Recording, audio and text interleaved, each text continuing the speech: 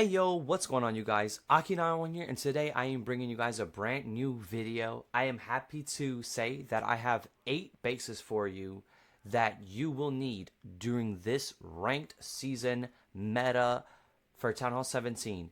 I do want to ask you, please pause this video, go down, drop a like, subscribe, and turn on post notifications. It's going to help me tremendously. It's going to help me so much because I am so close to 5,000 subscribers. We're about 2,000 away, and I will be able to get my own creator code and gift you guys sceneries and decorations. So it's not only going to help me if you subscribe, it'll help you as well. And I'll do giveaways and much more in the future. So I do want to ask, before I get into these bases that I'm giving to you guys, please, please, please subscribe. I also want to say the Clan Castle troops for all of these bases will be exactly what I have right here. I know that when you look up bases, usually it's like 2 ice golems, furnace, or 2 furnace, ice golem. This is, in my opinion, the best Clan Castle troops you can have right here. 4 archers, 1 headhunter, 1 witch, 1 ice golem, 1 furnace. These are kind of like, let's just say, in my opinion, it's like a, if your base is anti-root rider, but it's still a solid base and it might even defend dragons, these type of clan castle troops, in my opinion, are what save you from other armies, which make, like, if your base is anti-root riders, it would make your anti-root rider base maybe even anti-dragons. So that's why I recommend using these clan castle troops in your CC. If you don't agree with me, feel free to use whatever clan castle troops you find best, whether that's 3 ice golems, 2 ice golems furnace, whatever it is that you find best, use it. In my opinion, this brings me the most success, so this is what I am using in all of my bases. And now, since you guys have subscribed and dropped a like on this video, thank you very much. Let's get straight into the first base, which is this one right here. This is the only double rage base I am recommending. If you are using any other double rage base, I do not recommend using double rage bases. Please switch to double poison bases. That is the brand new meta. But if you're having fun, or maybe for clan war or anything like that, or if you're playing with your clanmates, feel free to use this base. I've never in my life, even at 6,000 trophies, seen this base ever. Now let's get straight into the double poison bases here. We've got this base up next. Remind you, I recommend using the same exact CC troops that I showed you guys in the beginning of this video. These bases will be linked in the description as I'm viewing. So the first base that I viewed will be the base link number 1. The second base that I view will be base link number 2, and so on and so forth.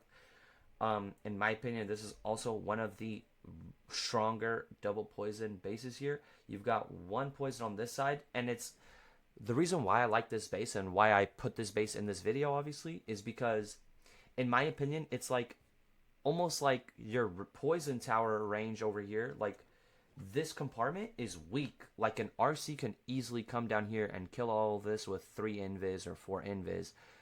But the whole point is, it's like, if you come from down here and take out the poison towers or fireball the poison towers, then not only do you not get like the fire spitter or like this fireball value that's in here, or, you know, whatever monolith, but you might think like it's weak, but if you come from up here, your army will like fade away pretty quickly, and then you have to deal with poisons. And if you come from down here, all you take out is a monolith, which is really good value, and then expos, and then you hit the poisons. And then you're stuck fighting the rest of the base with all of these heroes, inferno towers, and everything. So it's kind of like you have no way to attack this base. It's so much strong defenses everywhere. And in my opinion, that's what makes this base a solid base. On to the third base here, guys. I'm going to give a little overview on every base. Just use whatever base you want. Once again, on this base, it's like you want a fireball, but you're not going to get the option to fireball, like at least not this core, unless you're probably a really professional player.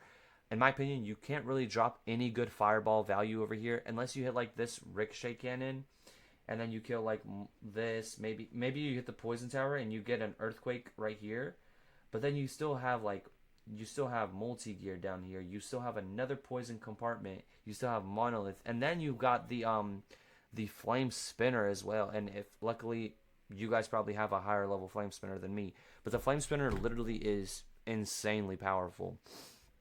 So once again, another base where number one, the fireball is gonna be pretty hard to hit. Look at the expos down here. It's like really easy for somebody to mess up a fireball and like accidentally hit like even the air defenses up here. So it's a tricky fireball, and Warden will have to fight an RC. So if he drops the fireball or Archer Queen. So, but in my opinion, oh, looks like the fireball is more baited for up here. But this is in my opinion probably a really strong poison base as well. Let's get straight on to the fourth base. Another double poison base here. Once again, it's like you don't get the best value with a fireball. But the thing is that if they do fireball your poison towers, then they have to like fight a monolith, multi-gear. Like they just have to fight so much if they fireball that. And it's just there's tons of defenses down here that are gonna help stop like even right here to help stop an RC charge, to help stop balloons. And then you got Clan Council really deep in the middle, which can't really get pulled. Or, well, that's not even meta to pull CCs anymore, but you know what I mean. It's not going to get activated by a Warden or something. It's going to get activated most likely later into the match, which means that the enemy will have to focus on dropping a poison. And if they don't notice that you have a furnace in your CC, maybe they'll see an ice golem, a witch, and they'll poison like away from the clan castle and miss your furnace. So that's another thing that I like about this clan castle being dead on in the center of the base. You've got two ricochet cannons as well in the center, and it's almost anti-fireball down here, so those ricochet cannons are 1,000,000% going to get value for you. And you've got the crusher mortar here to help stop an RC charge. So this is why I put this base in this video as well. In my opinion, it's a really, really, really solid base.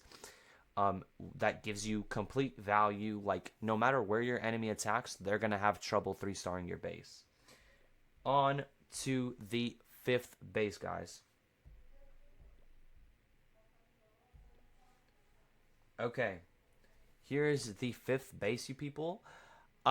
This reminds me of a base that I used to have back in the day. I'm pretty sure you guys saw it. My most viral video was a double poison tower base, and I got all 2 stars at a 5800 trophy reset. Nobody 3-starred the base.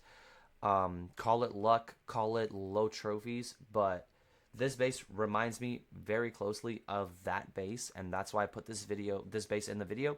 The reason why I'm no longer using that base is because now it's used up. Everyone knows it. Everyone's attacked that base once or twice, and everyone kind of knows the strategy. But this is a completely different base, but almost with the same style, with one poison being in the center, and then you might be thinking, where's the other poison? It's pretty hidden, but it's right here. It's right here behind the town hall. It's almost camouflage because nobody would expect the other poison to be in there. I know that enemy players might see it pretty easy, but in my opinion, it's pretty tricky to see. And people will see this poison and maybe think like the other poison is like not there, or it's a rage tower somewhere. But no, it's double poison.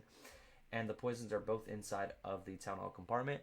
In my opinion, once again, you've got Tesla farms up here. Like the Teslas are up on the top or on the bottom of the base. And then you've got single target infernos up here. And then you've got monolith and multi-gear tower up here. And in general, the fireball value is not really there. And also the clan castle is pretty deep in the center of the base.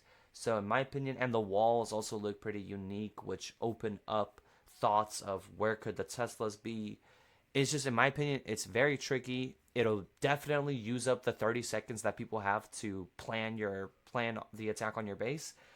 And so that's why I personally like this base a lot, and that's why I'm recommending it to you guys.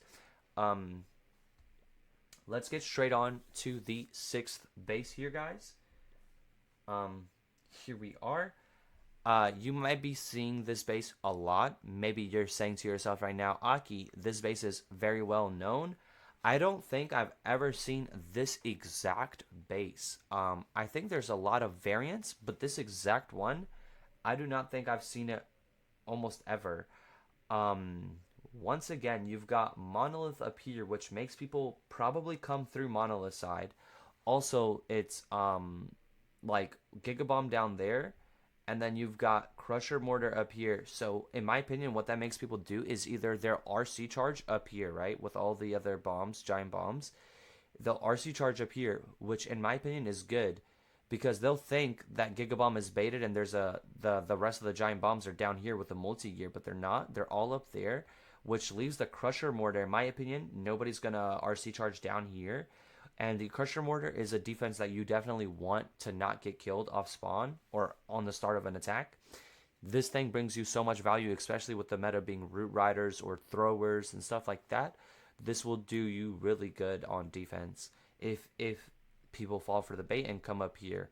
Um, and the reason, once again, why I'm telling you that people do RC charge this top, in my opinion, is because they think a lot of people, it gets pretty strategical up in Legends League or at very high trophies. When people see a Gigabomb, they usually think that giant bombs are on the other side. Nobody ever thinks that giant bombs are being spent where the Gigabomb is being spent. Because the reason for that being is, why would you put your giant bombs in the same compartment where your Gigabomb could kill the RC charge? The Gigabomb is going to put the RC charge at a very low disadvantage. Basically saying, like, if RC charge comes to the Gigabomb, it's very likely that she dies or something gets messed up. So that's why you want your giant bombs on the other side of the base. So that way people are like, no, because giant bombs will be up with the Gigabomb, they'll come to the opposite side. But people think, like, higher trophies, people think that you're dropping your Gigabombs down here, but you're not. You're dropping it up there. And you have a tornado trap up here in case somebody does RC charge or go with like a blimp. It'll get stopped by the tornado trap. It'll get hit by the seeking air mine. The poisons will go on it. The multi-gear will lock in. Air defenses might hit it. And in general, I think that this base is pretty solid. Even let's just say it gets Yeti bombed with a Super Yeti clones. I don't see how the Super Yeti clones even get that much value, and let's just say they do. That still leaves the dragons to go all the way on the outside of the base, and they're just gonna have to go all the way around the entire base. So in my opinion, it's super good, super solid base. Let's get straight on to the 7th base here, guys. Here we go.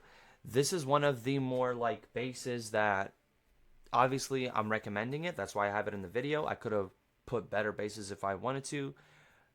I personally don't really see too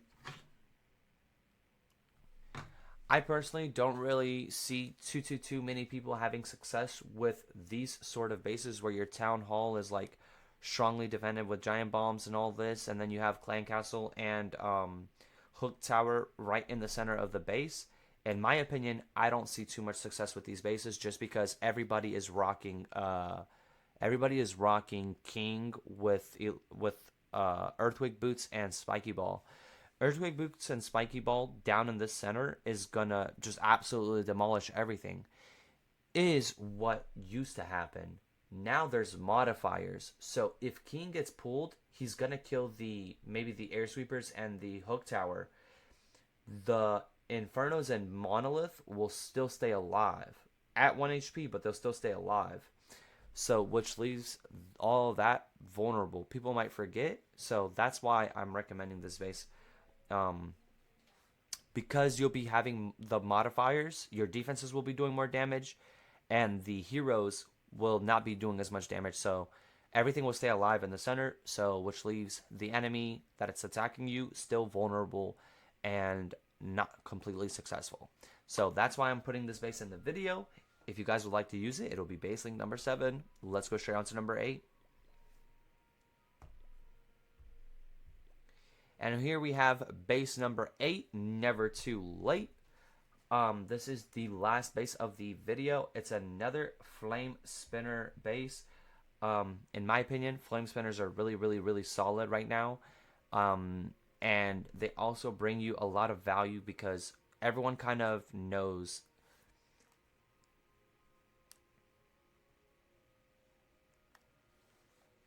Everybody kind of knows that flame spinners do really good damage, even if you put them towards the outside of the base. But if you leave them in the core of the base while you're being attacked by root riders, it will go absolutely insane. Another reason why I really like this base is because, once again, it's like almost an anti RC charge base, where like if you drop RC, like let's just say you're dropping her down here, she'll just get demolished by all these bombs and everything, right? But let's say you drop her like upwards of this wizard tower to try and get her to take out all of these buildings down here. She'll just get pulled like from one wizard tower, she'll just go to the next, or she'll just go multi archer, and then she'll go bomb tower, then she'll go Tesla wizard tower. She'll never actually go inside the base. It's one of those bases that makes you drop invises to guide the RC, and if you can make your enemy waste invises on blocking buildings so to funnel their RC, then in my opinion that base is solid. You never want a base that kind of gives the RC an open guide for RC charge. That's why I really do like this base, and I know it doesn't maybe look the strongest because a lot of my bases that I have in this video look pretty strong, and they're also just pleasing to look at in the eye. But trust me, in my opinion, this base is really solid, and if you get attacked with RC charge a lot, I do recommend this base.